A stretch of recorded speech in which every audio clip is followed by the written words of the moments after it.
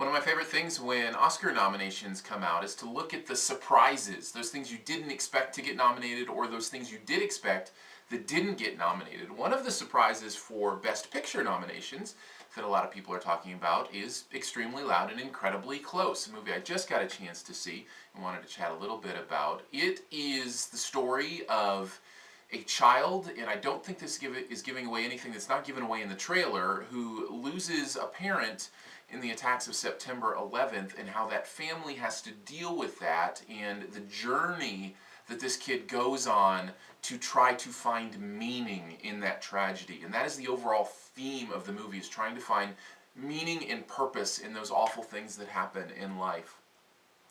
And I think they do a pretty good job at conveying that. I was a little disappointed that Tom Hanks isn't in it more. I love a good Tom Hanks performance. This is not a good Tom Hanks performance.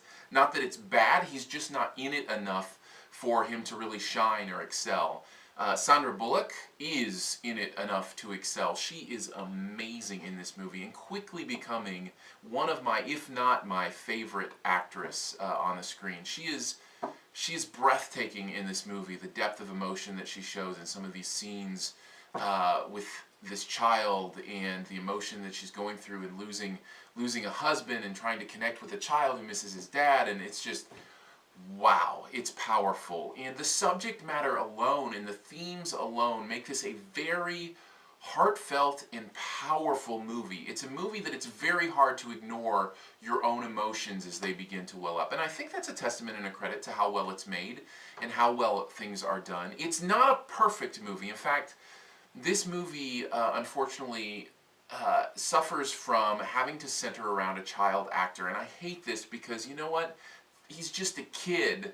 And that's a lot of pressure on a kid to carry a movie like this. The movie is about him, and it centers around him, and he is primary in every moment of this movie, and he's just not quite up to task. He does a great job, but he's being asked not only to pull off the impossible feat of faking emotions I'm sure he's never had or had close to, as far as losing a parent and going through that, but he's also asked to portray a child who also deals with some issues, whether they be kind of Asperger's close. I think the movie says he's like close to Asperger's, whatever that means.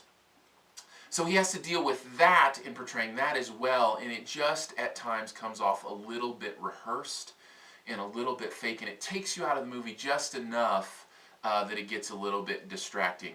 It's not an awful acting job. Let me be very clear.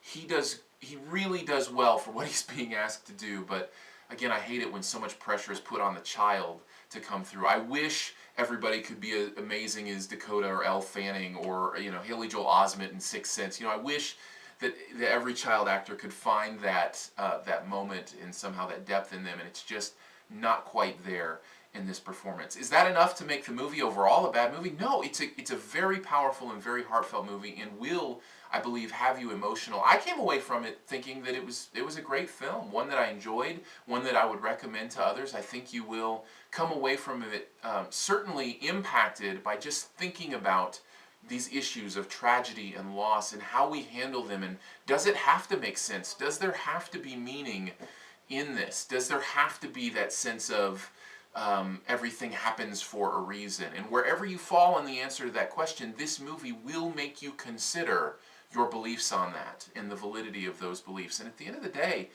reconsidering and exploring your own beliefs, that's a pretty good thing.